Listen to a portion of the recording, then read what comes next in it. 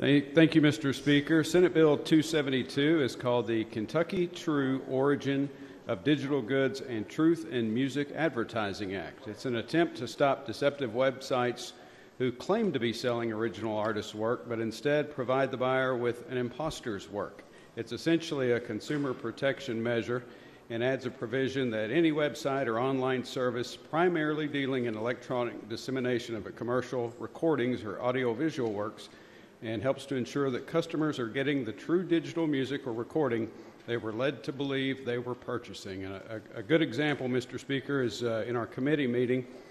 The chairman and my good friend, the gentleman from Scott, brought up the time that he was purchasing what he thought was a Hooked on 70s CD, only to learn he had been deceived when the track wasn't actually Casey and the Sunshine Band performing the song.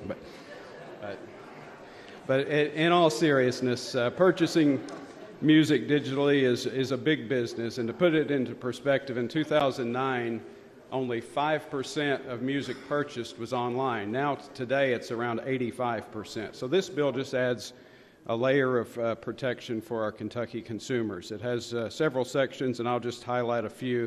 Section 2 of the bill simply says the person who owns or operates the website or online service to disclose somewhere on the site their name, physical address, phone number, and email address.